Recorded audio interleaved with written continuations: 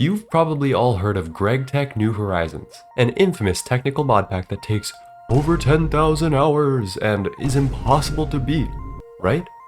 You've seen Threefold's lovely playthrough and challenge runs from Neurotic Goose. You've probably also seen clickbait about spending 1,000 hours just to get cobblestone. Well, after only 2,000 hours, I finally built 2 Stargates and completed the pack. The Stargate after 2,000 hours of playing. This is our reward. The real question is, what did it take to get here? Or maybe it's, what did I enjoy and what did I hate? Or honestly, was it worth it? So, here starts my review of Gregtech New Horizons as a player who has played the pack in its entirety and become a part of its truly wonderful community. My name is Nine, and if you haven't seen any of my content before, I stream games on Twitch and make informational videos about them. If you want to see more of this, sub up and lock in. And with that aside, let's get started. I want to address something immediately. If you play this pack with no help, locked in a rubber room, blindfolded, with no mouse and no PC, it might take you 10,000 hours or whatever the clickbait tells you. The reality is this. Most runs are around 2,000 to 4,000 hours of legitimate active content, with the fastest current run at under 1,000 hours, not including server runtime. But let's get into the gameplay. GTNH spans approximately 13 energy tiers, starting from Stone Age and Steam, with the game picking up as you unlock low voltage machinery, abbreviated as LV. As you start, you'll notice that the questbook is extremely well made, pushing you to progress but also incentivizing more exploratory playstyles. There's a questbook page for each voltage tier, giving you a clear path for progression, but also including non-required quests that can deepen your understanding of the game. Another thing I love about New Horizons is how it handles ore generation. Instead of ores being equally spread out through the underground, ores spawn in 3x3 chunk veins, with 1 to 4 related ores per vein. This means that to find a specific ore, you gotta explore to find that vein. In my opinion, this is leagues better than the mind-numbing strip mining of vanilla Minecraft and generates some interesting gameplay as you unlock better mining tools. Unfortunately, from stone to around HV, the GTNH experience is at its most unforgiving. Infernal mobs are at their most dangerous, hardcore darkness limits your active time, Spice of Life shackles you with dire food concerns, and all the while, you must survive. This, in my opinion, is one of the most tedious parts of the pack, filtering out many players that could very well enjoy later parts of the game. And though I don't personally love Earlygame, I don't know if it should be changed. Part of Gregtech New Horizons' allure is its incredible difficulty, which makes it a unique experience unlike any other, but more players means more eyes and more development for the game and the community. And with such a wonderful mid-game, I feel like many players may miss out on the incredibly unique factory game experience that is gated by the tedium of early game. Mid-game begins with the advent of Applied Energistics 2 and EV, which is most commonly associated with landing your first rocket on the moon.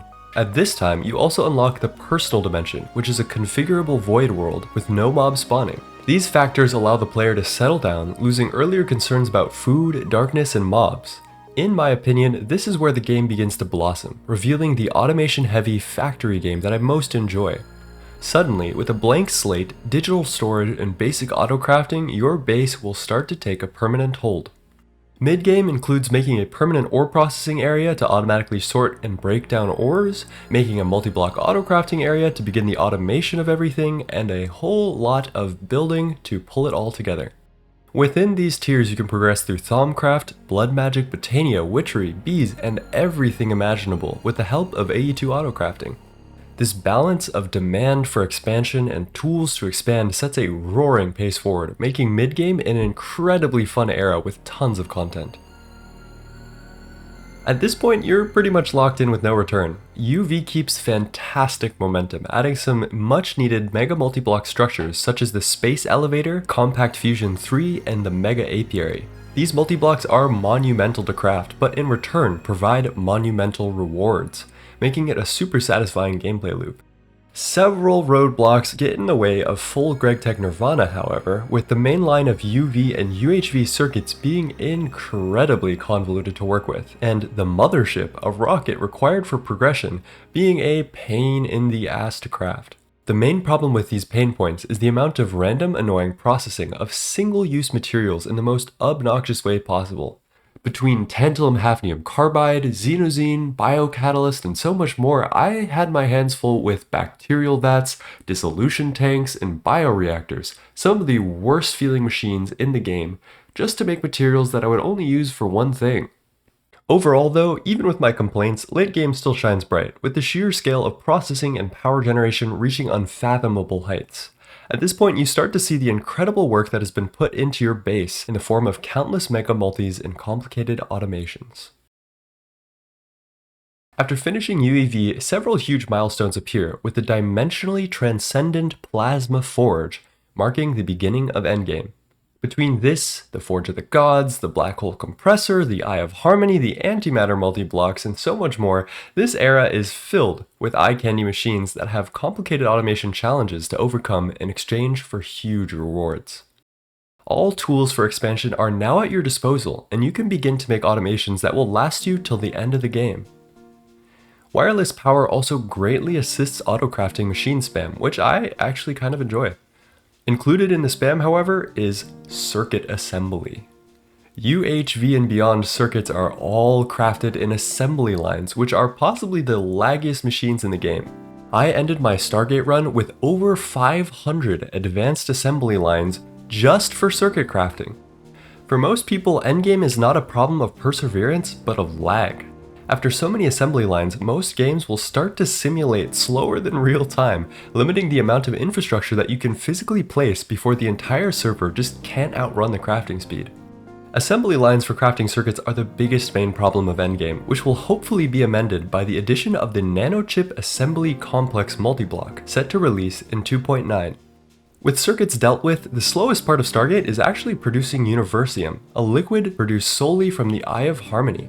This took me weeks of just waiting when everything else could have been processed, which killed my momentum in reaching Stargate. All of this memory fades, however, when finally, after hours and hours of hard work on your world, you finally complete the pack and craft your Stargates. The feeling of looking back on all of these machines and automations and buildings you've put hard work into is truly indescribable. If you can make that last push from Endgame to Stargate, you will be rewarded. So what is Stargate, and why is it the end of the pack? Well, Stargate is a flex, an impossible craft that can be cleaved into the world through sheer defiance and willpower. Originally, the Stargate craft was actually a joke, not supposed to be feasible, until in 2021, the Gigaplex team proved that it was possible. In 2025, there are currently 41 people who have achieved a single-player Stargate and 231 people credited with a multiplayer Stargate. With over 50,000 people in the Discord alone, it seems like Stargate is no task for the unprepared. The reality is, GTNH may require some knowledge and ability, but the main concern is time. 2100 hours is nothing to scoff at for a normal, employed person, and being able to stick to one game for this long definitely requires a special strain of mental illness. The actual craft for Stargate contains trillions of items. Here is the breakdown for the low-level costs from the Wikipedia. There is probably, definitely, no other Minecraft experience in existence that requires the movement of items at such a high volume, which is one of many reasons why this pack could be considered the hardest mod pack to complete. Through this entire journey to Stargate, a lovely Discord community is there to flame you or help you, depending on the day. And though some Stargaters lack patience, many veterans of GTNH are kind and helpful, and I seriously could not have completed the pack without constant help from these kind community members. Alongside the Discord was my Twitch community, and as you can see from my 80 VODs, I streamed a lot, and you guys kept me sane. The GTNH streamer community is one of a kind, and genuinely helped my love for all sorts of magic mods, not mentioning the countless sanity checks y'all gave me when dealing with complicated Gregtech mechanics. So, what does GTNH do right? Why was I willing to spend 2,000 hours in one world? The first and most important thing is that GTNH incentivizes base building like no other Minecraft pack. Because GTNH has so many gigantic multi-blocks and chemical processing lines to house, the game gives you a reason to build, which personally motivates me a lot more than vanilla Minecraft. Another thing that GTNH does really well is gating progression for feelings of power. GTNH is hard because of its many challenges like mob spawning and food in early game. As you move through the game, you slowly earn tools to combat these problems, like the personal dimension or mob repelators to remove mobs, and the healing axe or charm of nourishment to satisfy hunger problems. So many little things are gated with such precise intention to make you feel special when you unlock them. Also impressive is that after 10 years of development, GTNH is still being constantly improved upon with new features, multi-blocks, backported mods, performance mods, and more. One recent addition was Angelica, an iris backport that gives native shader support to GTNH 2.7, as well as greatly increasing the performance of the game. At this point, a properly installed GTNH would probably run smoother than vanilla Minecraft. Finally, the quest book is often hailed as the best quest book in all of modded Minecraft, which I think it's no overstatement. Though I am legendarily bad at reading, this quest book easily contains 100% of the information needed to complete the game while still allowing players to explore and experiment. So we know that GTNH does a lot of things well, but what do I think needs improvement? What really grinded my gears? As I said earlier, I don't really prefer early game. I find it to be tedious, and I don't really like the constant struggle with comically overpowered mobs and the constant fight against hunger. That said, I'm not convinced that I would change anything about it given the chance. I find that I just don't prefer it.